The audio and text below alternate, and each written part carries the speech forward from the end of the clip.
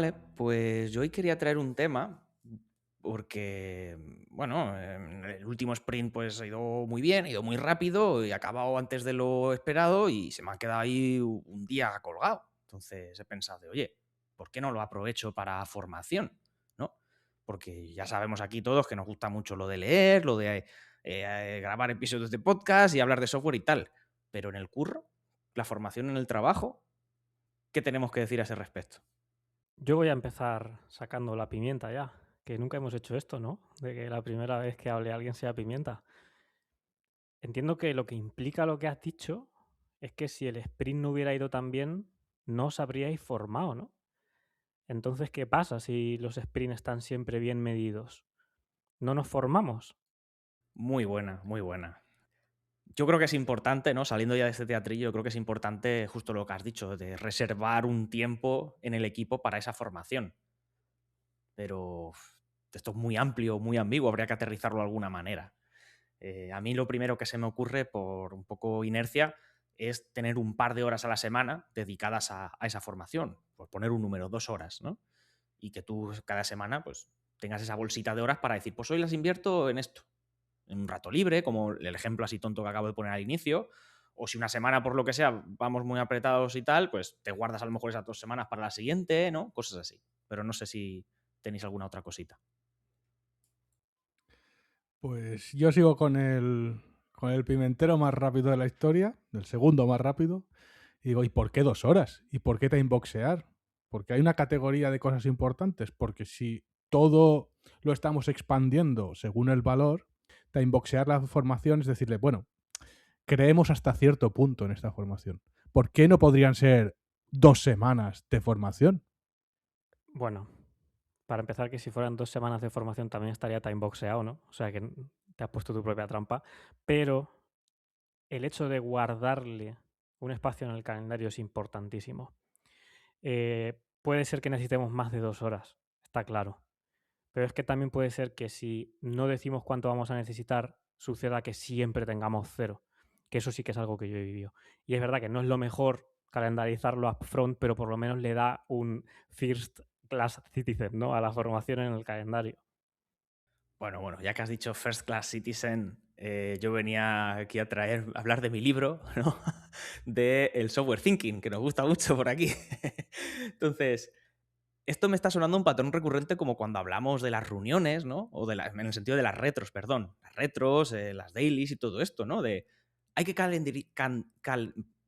ponerlas en el calendario, ¿no? Entonces, si las ponemos en el calendario es como que ya está mal, debería surgir esa comunicación de forma natural. Y es como, sí, pero no vivimos en el mundo ideal, ¿no? Es como un poco el mismo rollo, ¿no? Idealmente, no tendríamos que decir, me cojo 2 horas esta semana porque entra dentro de mi flow diario, es decir, yo sé que en mi día a día, igual que hago mis tests, igual que pongo mis puntos y comas, voy a dedicarle un tiempito a formación con cada tarea que haga de forma natural, pero la norma es que eso no es así, entonces hay que como o construir esa, digamos, forma de pensar y de trabajar poco a poco, o ya llegas ahí por ciencia infusa, o supongo que como por default, lo que estamos hablando de poner reservar un tiempo para darle a esa formación. Yo justo he vivido esos dos extremos. De hecho, en mi anterior empresa la situación era, a lo mejor estamos trabajando 2 o 3 personas y una persona de repente se salía del grupo y decía, oye, me voy a dedicar 20 o 30 minutos a formación, que tengo esto pendiente de este libro o de este artículo. Y se iba perfectamente y cada persona llevaba un poco el tiempo que había utilizado cada semana y era muy flexible. Y en esta estaba súper calendarizado, en la que estoy ahora. Entonces creo que también un tema quizá de lo que tú has dicho, quizás la madurez de cómo da sentada está esa técnica, ¿no? Y también del valor que da la gente a la formación, que esa es otra, ¿no? ¿Por qué dedicar tiempo a formarnos en el trabajo? ¿Nos formamos en cualquier cosa o en algo concreto? Vale, pues si tenemos el cuándo, hablemos del qué. ¿De qué nos formamos? Porque a mí me surge este programa, se llama Formación en el Trabajo. Y me da la sensación que el matiz respecto a la autoformación o a lo que uno aprende por placer, necesidad o por que lo decide, es distinto a lo que se forma en el trabajo. Es decir, si un empleador está pagando por ese tipo de formación, ¿tiene algo que decir en lo que uno se forma? Bueno, aquí un poco también lo que venía diciendo antes Iván, depende mucho de la cultura, ¿no? Pero quizá también por inercia, yo creo, respondiendo y mojándome, Víctor, yo creo que sí tiene algo que decir, porque esas horas al final, poniéndonos como empresa, te las está pagando y te las está pagando para tener un retorno de la inversión. Normalmente ese retorno suele ser a muy corto plazo, más que a 3 años vista, decir, joder, esta persona sí se está formando un montón, ahora mismo es un individual contributor, pero dentro de 3 años va a ser un tech lead de la leche y es como... buena suerte intentando tú como empresa vender esa idea, ¿no? Que si te la compran a tope, pero... Pero entonces eso significa que nos pone en una situación muy interesante si recuperamos lo que decía el asqueroso de Robert Martin en el libro del Clean Cover, que en este podcast tenemos un episodio sobre ello. Decía que había que formarse en el tiempo libre, ¿no? Y todas estas mierdas. Yo creo que tiene que ser un mix porque, claro, lo que ha dicho Alejandro, la formación que te va a permitir más o menos fácilmente la empresa va a ser cortoplacista de naturaleza. Eso implica que la empresa siempre está apostando en la formación que menos te reporta a ti como profesional, ¿no? Porque la formación que más te reporta como profesional, evidentemente por naturaleza, no es cortoplacista, ¿no? Es largoplacista. Si no, no sería en tu carrera, ¿no? Sería en tu estado actual. Entonces, ¿se supone que te tienes que formar en el trabajo de lo cortoplacista y en tu tiempo de lo largoplacista o esto cómo va? Yo creo que es un buen punto de partida como esquema mental, pero esto es como todo, ¿no? Todas las reglas tienen excepciones. Yo justamente cuando estabas hablando estaba pensando en lo contrario. En mi situación actual me pasa un poco lo contrario. Estoy aprendiendo de cosas que me vienen muy bien a un medio largo plazo y las necesito inmediatamente en el trabajo. Entonces tengo como ese diagrama de Venn, ¿no? En el centro justo en el que todo está muy guay. Entonces, creo que también, bueno, quitando un poco esto, creo que también puedes tener formación de este tipo que estamos hablando en el trabajo, de cosas que le interesan a la empresa a corto plazo y a ti poder beneficiarte. Aunque sea a corto plazo, quiero decir, no tiene por qué ser en tu carrera profesional a largo plazo solamente, que también, ¿no? Pero la típica esta de balancear un poco las inversiones tanto a corto plazo como a largo plazo, bla, bla, bla, ¿no? Y solo por ser claro con una cosa que además yo tengo muy presente siempre, y cito aquí a Sandro Mancuso, Software Craftsman, creo que era el libro, ¿no? Software Craftsperson, ya no me acuerdo muy bien, creo que era Software Craftsman, la formación que realices o la manera en la que te formas es responsabilidad tuya, ¿no? Tu formación depende de ti al 100% y luego te puede ayudar la empresa, te puede apoyar en cosas que te facilite la empresa, pero en realidad la única persona que debería guiar esa formación eres tú, decidiendo un poco qué camino seguir y aprovechando oportunidades, ¿no? Eso me lleva a cerrar un poco el tema con algo que quería decir antes ya en el sobre qué formarnos, o sea, perdón, en el sobre cuándo formarnos y que ahora casa también con el qué.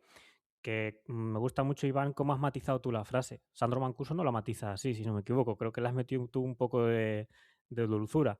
Es nuestra responsabilidad formarnos sobre qué formarnos y tal. Y otra cosa es que consigamos que sea nuestro empleador quien lleve parte de ese gasto, ¿no? Si queremos hacer esto último, ahora mismo es muy obvio cómo venderlo. Solo hay que enlazar lo que queramos aprender con IA. Y entra. Te van a dar formación de IA, si lo pides bien. Entonces, esto también es una táctica, ¿no? Para tener en mente, de joder, si yo quiero formarme, lo que tengo que hacer es venderle a la empresa con algo que le interese. ¿Y ahora qué interesa? Pues, por desgracia, a la mayoría de las empresas le interesa que nos formemos en IA para que seamos más productivos. Si eso es alguna frase que tenga sentido. Incluso por dar el chascarrillo, hay muchas empresas que incluso te ruegan que te formes sobre IA porque les interesa mucho. Entonces, pues eso, ¿no? Lo que hablábamos justo antes de aprovechar estas situaciones. Y no sé si realmente esto sería cambiar de tema o realmente continuar con el mismo, porque justo creo que viene párrafos después, en ese libro que comentaba Iván, ¿no? El software craftsmanship, ¿no? Aquí nos vamos a equivocar todo el rato el nombre del libro, pero da igual. Que es esta idea de, te dice que no puedes dejar en la empresa tu carrera profesional, tu plan de formación, que es responsabilidad tuya, ¿no? Que es básicamente lo mismo que dice la frase. Entonces, creo que podemos hablar un poquito de eso, de decir, no podemos esperar llegar un día, o sea, un lunes por la mañana a la empresa y decir, bueno, ¿qué? ¿Cómo va el plan de formación? ¿En qué me vais a formar?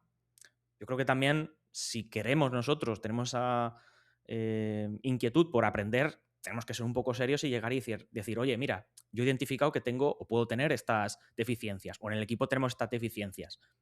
Quizá no tengo un plan muy sólido, pero se me ocurre esta idea de cómo podíamos ir atajándolas y pues tener una conversación con la figura que sea, bien sea el equipo, compañero, bien sea tu engineering manager, y ver un poco a partir de ahí hacia dónde se va.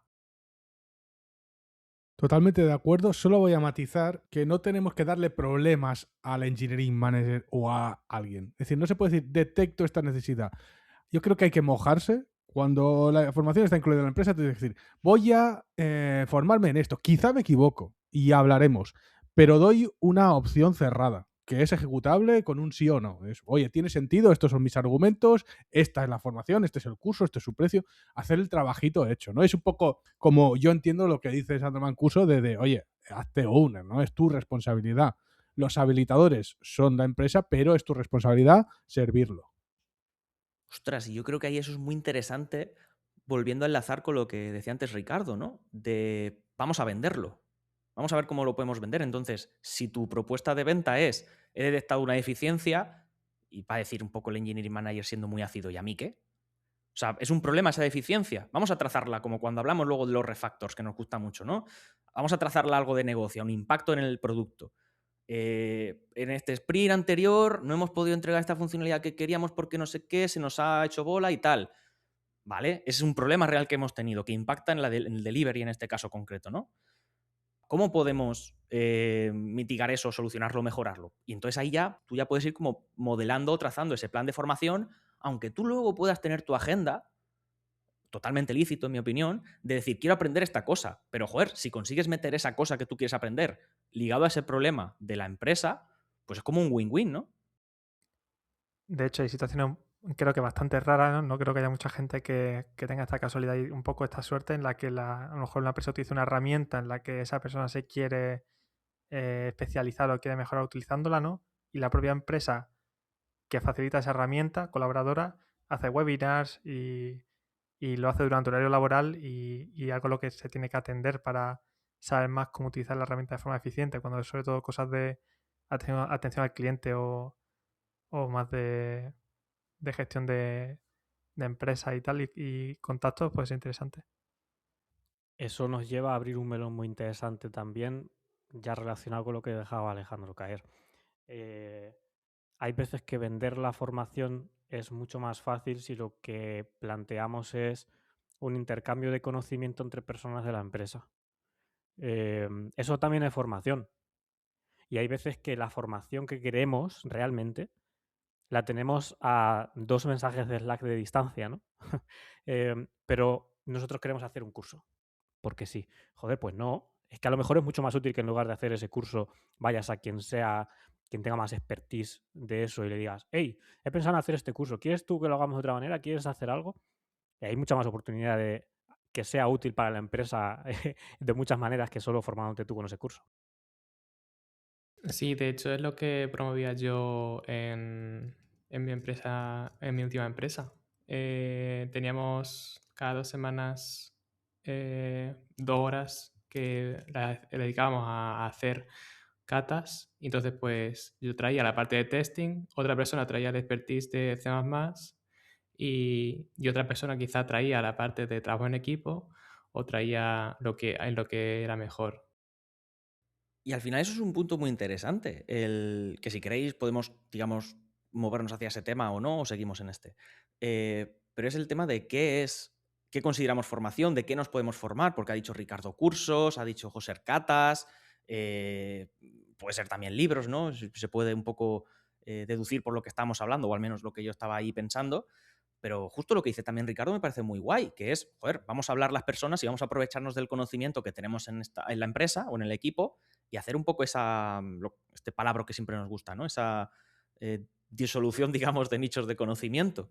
Simplemente hablar, simular ese café, en la máquina de café, del trabajo físico, en presencial, en remoto, ya es muy beneficioso, siempre y cuando pues eso, se hable de temas digamos, laborales o profesionales, y no de lo que has hecho el fin de semana. Entonces, eso también es algo muy válido, que no todo tiene que ser, como dice Ricardo, hacernos un curso, y de ahí podemos sacar mucho valor, y además puede ser un buen, perdonad el anglicismo, pero me sale así, ¿no? Como muy icebreaker para poner a rodar la máquina y engrasarla para hacer luego otro tipo de formaciones más ambiciosas, como pueden ser esas catas o proyectos a más largo plazo. Como veo que no hay manos levantadas ahora y antes de que se cambie de tema, pues voy a dedicar este espacio que se nos ha quedado a lo que a mí me gusta mucho, que es la etimología, ¿no? Porque antes ha preguntado Alejandro, ¿qué es dar forma, no? Pues dar forma, ¿qué es formarse, perdón? Pues formarse es dar forma, darse forma. Entonces, yo al menos he visto muchos casos en los que la gente se quiere formar porque sí, porque tiene derecho a pedir formación. Pero si tú te estás formando, tú tienes que saber en qué y por qué te estás formando. Tú tienes que saber qué forma te estás dando y cómo esa forma casa o no con el puzzle del equipo, de la empresa y de todo eso. Si tú pides una formación que no casa con eso, va a ser muy difícil venderla. Y esto me ha pasado a mí mismo. Yo he pedido formaciones que eran muy interesantes para mí profesionalmente, muy interesantes para la empresa, pero muy difíciles de vender en la situación actual de la empresa.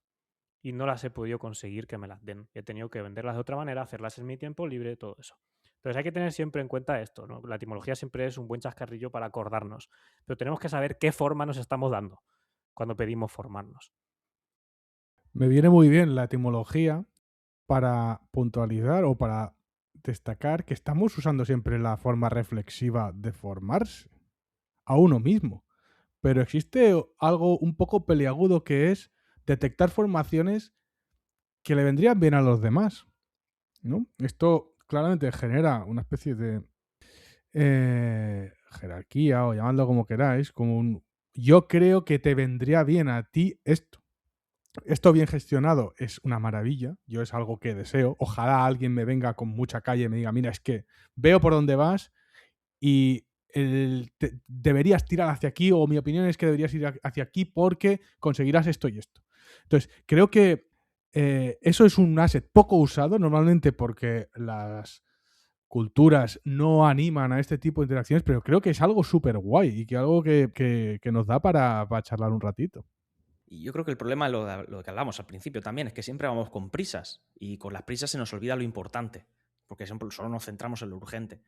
Y yo creo que esta dinámica de tú formar a alguien o que te formen es muy buena para el team building como tal. Porque quieras que no, pues siempre vas a tener tus chascarrillos, tus momentos de descanso, de charlar de otros temas y de, a la redundancia, pues ir reforzando esos lazos que tenéis como equipo. Por lo tanto, luego podéis trabajar mucho mejor, necesitando mucha menos comunicación y todo este rollo. A mí este es un tema que me gusta mucho. Muchas gracias, Víctor, por traerlo, porque yo os quería preguntar cómo habéis hecho ustedes para llevar a cabo este tipo de cosas. Porque a mí me pasa, al menos desde mi punto de ingenuidad, de decir, ostras, yo creo que aquí puedo aportar en lo que sea, CICD, testing, diseño, pero no sé el cómo. ¿Cómo puedo decir, oye, en esta merge request o pull request que he visto, hay que pararlo todo, vamos a formarnos sobre testing, ¿no? ¿Cómo hacéis ustedes este tipo de cosas? Yo creo que hay dos vías diferentes que requieren conversaciones diferentes. Y una ha dicho Víctor muy bien el tema de la jerarquía, ¿no? Que se da como una jerarquía dinámica y rara de poder. Si la jerarquía esa coincide con la realidad, ¿no? Por ejemplo, es alguien que estás mentorizando en la empresa o que reporta a ti o lo que sea. Entonces creo que es mucho menos interesante que lo otro, que es de lo que queremos hablar. Yo creo que es mucho más fácil tirar balones dentro, ¿no? Como dice siempre Iván, y por supuesto sacar lo que tú crees que te falta y pedírselo al resto. Pero también se puede tirar balones dentro para decir, creo que en la empresa o en el equipo o donde sea, tengo demasiado nicho de conocimiento yo sobre esto, ¿no? Si lo maquillas bien, no tiene por qué quedar pedante de que tú estás diciendo que tú sabes y el resto no. Además, es que no tiene por qué ser esa la realidad o la motivación. Entonces, el decir, oye, creo que tengo aquí demasiado porcentaje de conocimiento, vamos a sacarlo. Y creo que para sacarlo podría venir bien que echemos un ojo a esto, que hagamos unas sesiones de esto y a ver si le pica a alguien el gusanillo.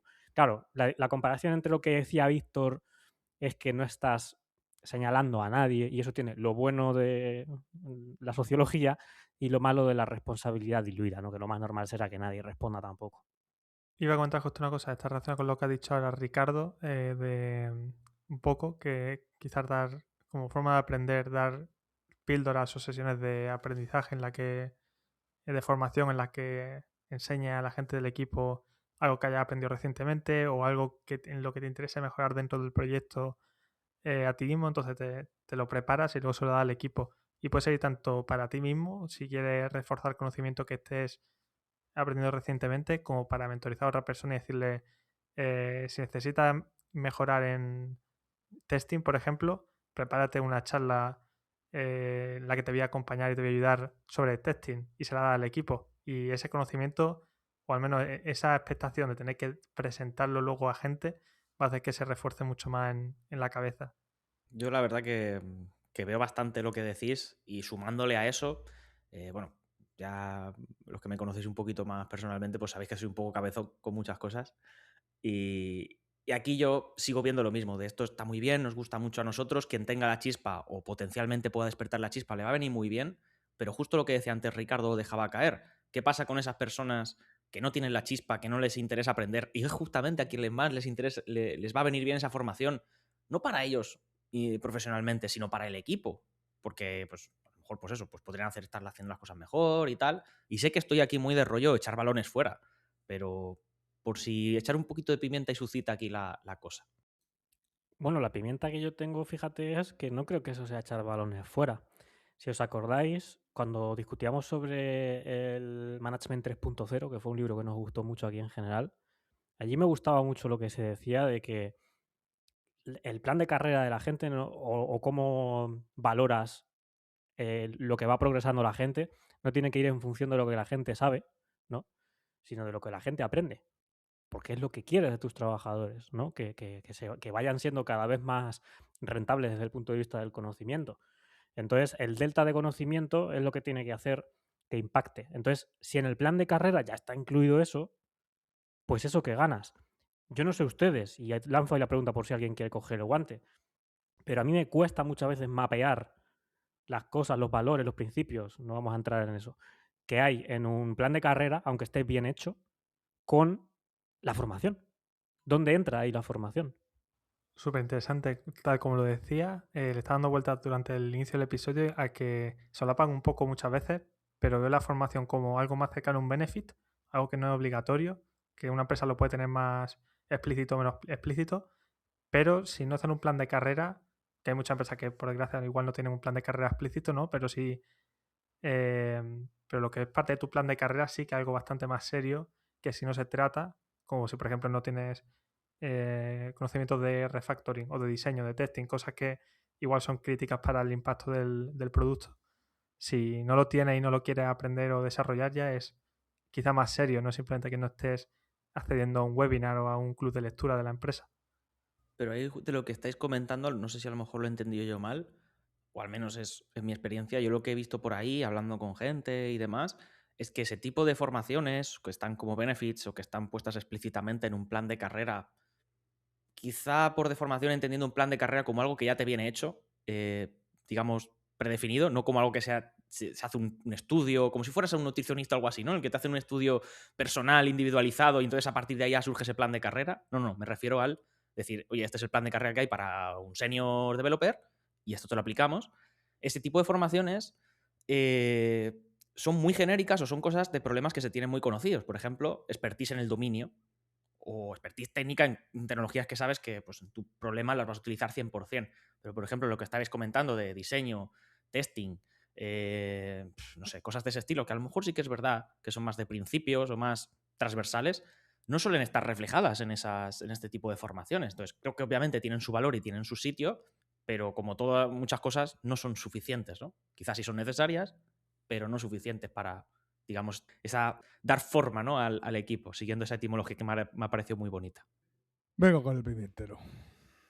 Porque creo que entender la formación como un benefit es el equivalente a entender que, yo que sé, que tu empresa no es homófoba como un benefit. Es decir, los mínimos de higiene cultural no son benefits. Dicho esto, yo entiendo que estamos en un proceso, en un mundo complejo y que todo está cambiando y siempre en movimiento, y cuando en una oferta de trabajo se pone formación como benefit, ok, yo te quiero entender y te entiendo y sé por dónde va, pero apuntando alto y viendo a dónde queríamos venir, que tú tengas una empresa responsable está bien, pero está bien para ti. O sea, no está bien para mí. Que podemos hacer una sinergia. Ok, a tope, pero veis por dónde voy, ¿no? Sí, ok, guay, bien, pero mantengamos las líneas claras. No, ahí está claro que ha venido Víctor para plancharnos completamente. Estamos en nuestro mundo de Yuppie, nos habíamos hecho nosotros mismos el ancla de decir, claro, un benefit tal, y luego tiene toda la razón del mundo, vaya. De hecho, nunca había visto tan claro esto como ahora Víctor nos lo ha puesto delante. Si mezclamos esto con lo que siempre decimos que nos trajo también Rafa, de tú eres tu propia empresa y tienes clientes como empresas, ¿no? Que es el empleador tuyo, ¿no? Es tu cliente realmente, si lo piensas así. Claro, entender la formación como un benefit es cuando es algo esperable, ¿no? De esa relación contractual, es lo mismo que hacen las empresas con la gente que emplea. Es decir, la empresa da por hecho que te vas a formar. No es un benefit. Es que mira qué guay, esta persona se forma. Voy a pagarle más. Le voy a contratar antes que a otras porque esta persona se forma. Es que eso no entra ni en la conversación. Es algo que da por hecho de tú te tienes que formar porque eres profesional. Punto. Joder, entonces también me tienes que formar tú porque eres profesional, ¿no? Ostras, muy buena, ¿eh? No, no me había caído. Ahí sí que es verdad que yo creo que hay como varias partes, como mínimo dos. Es decir, está esta formación mínima o necesaria para, digamos, poder hacer el trabajo correctamente.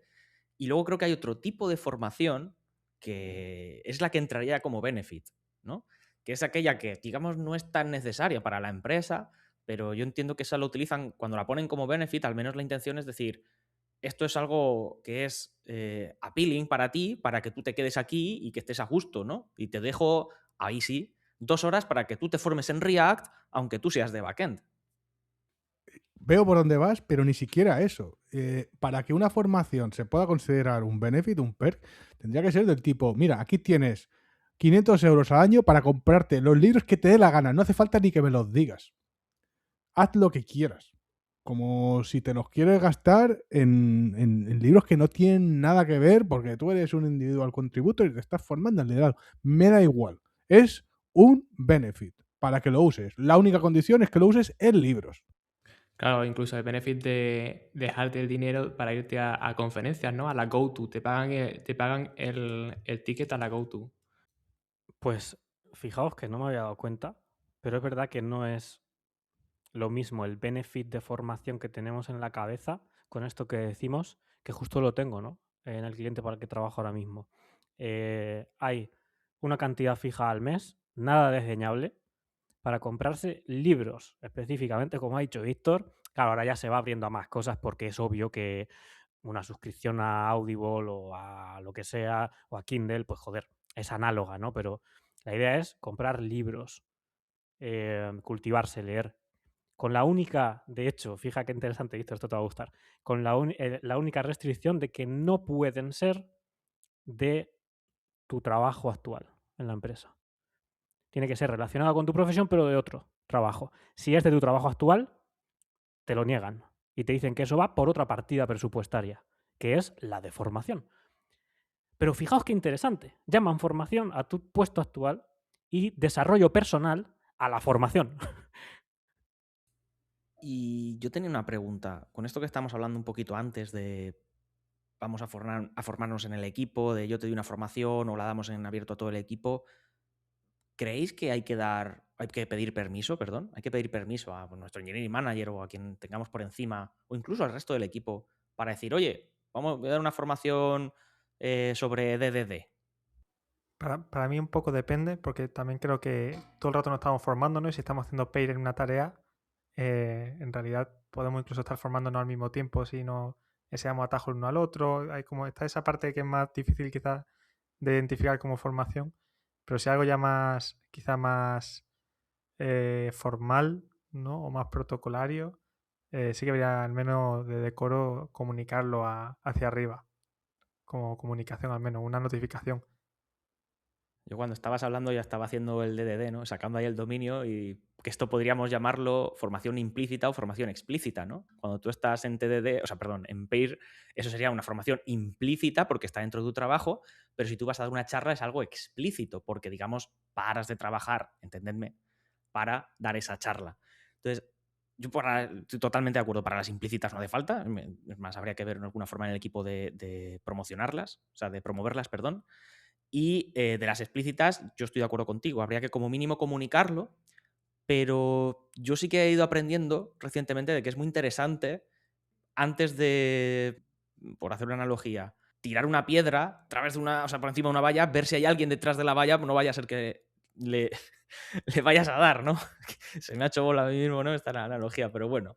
Lo que quiero decir es que si tú no tienes todo el contexto de la carga de trabajo que tiene el resto, o no sabes lo que está pasando en el resto del equipo, y tienes una figura que sí lo sabe, como por ejemplo es el Engineering Manager, creo que sería muy interesante antes de soltarlo en público y generar ruido potencialmente, hablarlo con esa persona y decir, oye, yo tenía esto pensado, he visto esto, ¿tú cómo lo ves? Y allá se puede hacer una gestión, digamos, un control de daños para que no sea generar falsas expectativas y decir, wow, vamos a hacer aquí una formación sobre testing que va a conformar de 4 clases, por decirlo así, o 4 sesiones, y vamos a aprender no sé qué, no sé cuánta, para que luego sea como, oye, no, que esto estamos ahora con otras cosas y no conviene. Se me ocurría una tontería relativa a esto que acaba de mencionar Iván y Alejandro sobre que el pairing es una formación implícita. Igual una brújula hacia lo que molaría sería que las formaciones implícitas se explicitaran y que las explícitas se conviertan en implícitas. Es decir, tenemos una manera de ir formándonos de manera implícita, porque esto sí, pero luego aprendemos a detectar cuando esto está pasando y lo hacemos explícito. Decimos, pues mira, hemos tenido esta sesión de PAIR, qué guay, he sacado esto y esto y esto. Y empezamos a generar este ciclo sano que creo que nos lleva en la dirección correcta. ¿Qué de cosas me he apuntado desde que he intervenido por última vez? Así que perdonadme si me extiendo, pero voy a sacar muchos temas porque es que me ha encantado algo de lo que hemos ido sintetizando aquí. El primero es que le lanzo una bola a Joser para ahora después, porque Alejandro, sin querer, creo que en la metáfora que has soltado has sacado algo que hemos aprendido hoy, de hecho, en este grupo, gracias a Joser, que es lo de la valla de Chesterton, ¿no? De la Chesterton Fence, que me parece muy interesante para hablar de lo que estamos diciendo, porque ahora nos explicará Joser lo que es, pero cuidado con esta metáfora aplicada a lo que no se hace. Cuando no se hace algo, cuidado, ¿por qué no se hace? A lo mejor si no se está haciendo formaciones por algo, ¿no? Ahora nos dirá José más sobre el tema. Pero de lo que quiero hablar es de esa explícita versus implícita que decía Iván, tal. Esto es un patrón recurrente y lo vemos todo el rato. Y ya sabéis que yo ahora estoy con el tema de los sistemas y los patrones recurrentes y tal, y lo veo por todos lados, estoy paranoico, pero es que es muy obvio. Esto mismo de la formación explícita o implícita se llama relaciones, bueno, intrarrelaciones o interrelaciones, ¿no? En sistemas dinámicos, se llama cohesión o acoplamiento en software thinking y se llama liquidez, de cierta manera, en software economics. Esas tres cosas son las que marcan cuándo una formación debería ser implícita y cuándo se debería ser explícita. Si tú estás haciendo algo con mucha liquidez, por ejemplo, si el equipo es muy líquido, esa formación que es de naturaleza líquida, ¿por qué la vas a escalar? Si es líquido, ¿no? Forma parte de la comunicación de todo el rato. No hay apalancamiento ahí que tengas tú que elevar a ningún lado. Si tú estás haciendo una formación que es muy de cohesión dentro del propio equipo, ¿no? Que no es poco cohesiva con lo que se suele hacer tal, ¿por qué ibas a sacarlo, no? Como veis, es el mismo patrón explicado desde los diferentes prismas. Y ahora ya, el balón que le soltaba a Joser. Pues, o sea, ya eso, hemos aprendido hoy el concepto de la valla de Chesterton por un post de LinkedIn. Y luego me he puesto ya a mirar en Wikipedia a ver qué era.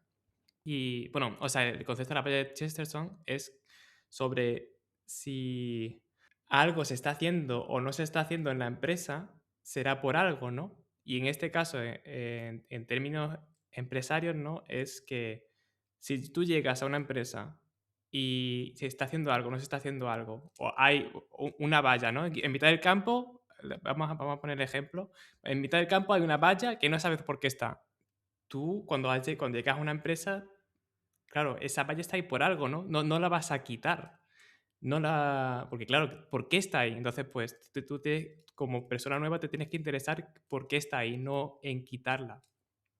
Entonces, eso, Chesterton era un escritor y eso se sacó el concepto de ahí, de uno de sus libros. Pues eso digo, que si está ahí la valla de que no hay formaciones, vamos a ver por qué primero, antes de liarla. Y luego ya, si vemos que la valla es legacy, la quitamos, pero no la quitamos de primeras. Es más, además relacionado con lo que justo has dicho tú antes, Ricardo, ahora para mí la pregunta cambia a ya no es si hay o no hay formación, sino qué formación estamos teniendo en nuestro día a día, sea implícita o explícita, ¿no? Y reflexionar sobre cuál es la formación que tengo en mi día a día, por qué tengo esta formación, ya sea implícita o explícita. ¿Podría mejorar? ¿Podría tener más calidad, menos calidad? Una pregunta interesante. Aquí, perdonadme el off topic, pero tengo esa curiosidad genuina, ¿no? José, ahí con esta, digamos, forma de pensar, ¿cómo se gestiona esa posibilidad de que, claro, con el ejemplo de la valla es muy difícil, pero con el hecho de que esas estructuras, esas dinámicas, situaciones estén ahí por pura accidentalidad y el hecho de, el por qué eso está ahí es simplemente porque nadie se lo ha preguntado o porque ha dado la casualidad de que eso se ha ido ahí? ¿Eso se gestiona ahí de alguna manera? ¿Se trata eso? O... Claro, yo creo que se gestiona preguntando. O sea, ¿esto por qué es así?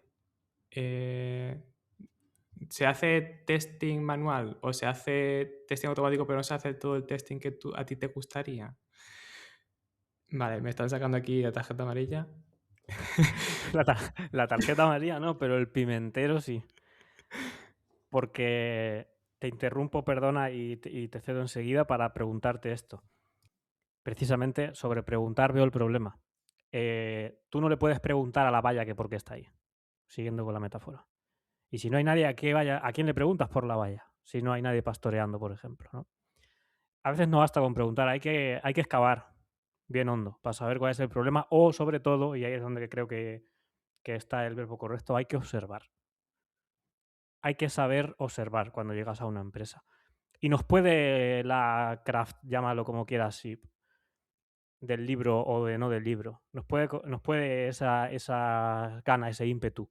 Pero eso juega en nuestra contra, siempre. No creo que eso sea, ¿no?, lo que quiere la artesanía del software, el poner cosas antes de observar. O sea, por aterrizarlo un poco, esa intensidad, ¿no?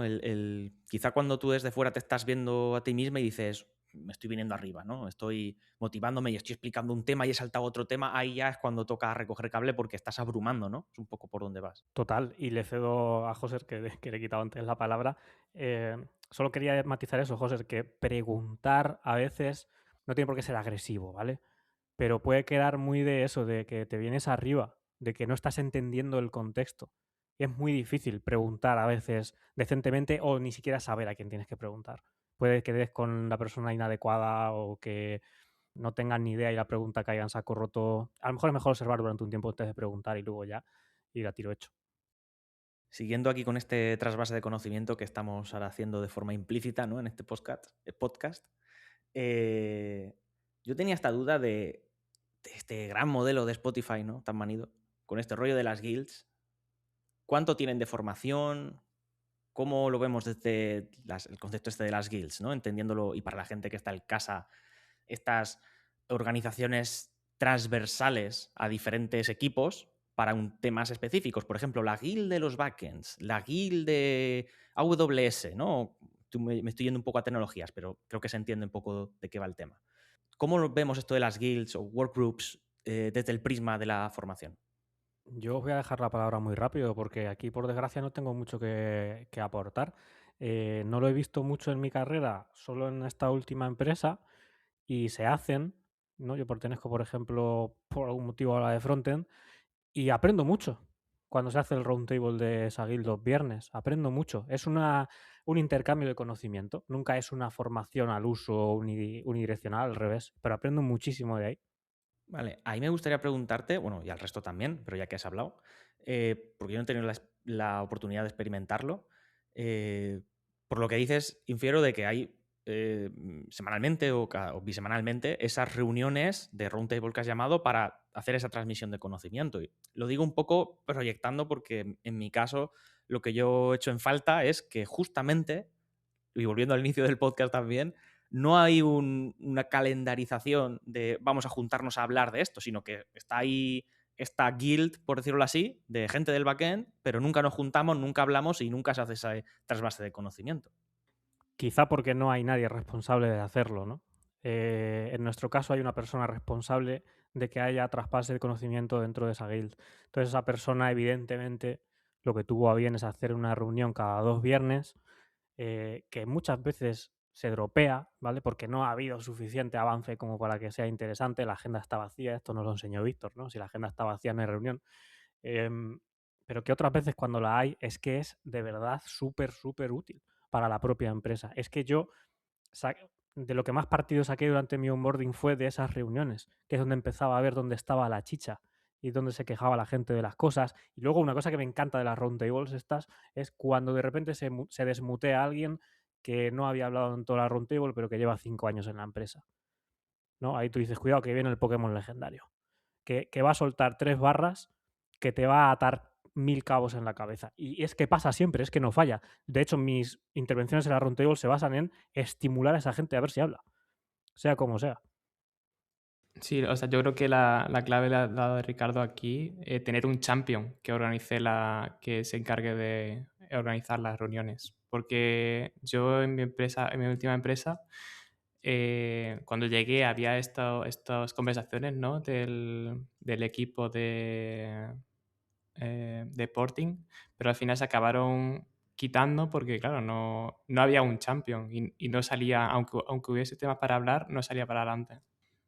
Me voy a salir un poquito por la tangente y voy a traer un tema un poco de esos con asteriscos y muchas comillas.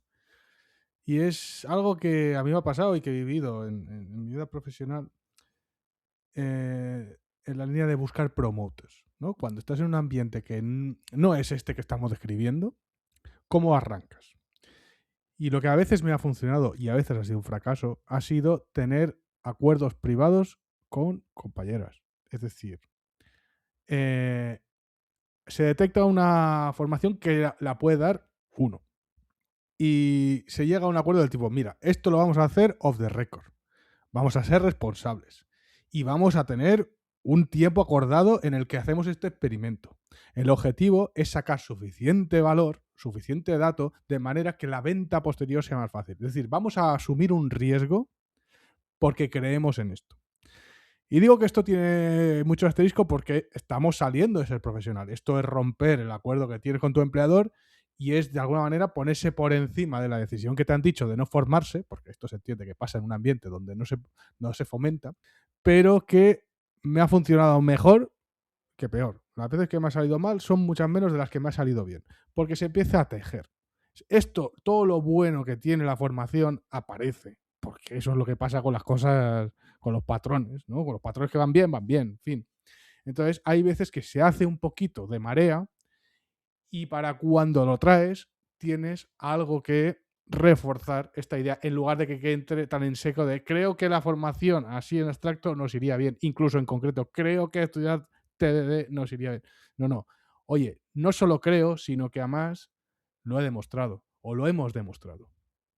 Me ha gustado mucho, Víctor. Volviendo a mi libro de, nunca mejor dicho, de sistemas complejos, esto es básicamente la ley de Gall de las formas intermedias estables. Tú no puedes de repente implantar una formación en la empresa. Es que eso no funciona. Es imposible que suceda, iba a decir, ¿no? Un barbarismo, suceda en el sentido de que tenga éxito, ¿no? Como en inglés. Pero es que es imposible que suceda también. Es que no se va a dar porque no va a haber aceite, no va a estar engrasada la comunicación en esa formación, a no ser que se empiece dando charlas, que esto es una cosa muy diferente. Pero el objetivo no es dar charlas, es engrasar. Estas brown bag, me has hecho pensar, Víctor, estas brown bag que se suelen hacer, estas cosas que son como muy informales, lo que quieren es eso, ¿no? Que haya que allanen el camino de esa forma intermedia estable inicial para que no sea como pum, de repente, calendarizada, una formación de la nada. ¿Qué es esto? Como se haga mal a la primera, ya no vamos a tener más, que esto es lo que pasa siempre, tal.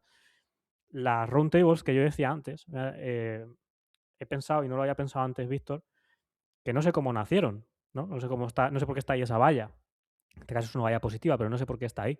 Pero es que apostaría a que empezaron como dice Víctor. Porque si están así de bien formadas, siendo algo más o menos complejo y que involucra a mucha gente, es que antes fueron más simples, ¿no? Siguiendo con la ley que digo. O sea, que a tope con esto, ya el problema de que sea oculto, no oculto, oscuros hay mucha cosa que, que tener en cuenta, pero que empiece simple es clave, y ya lo sabemos.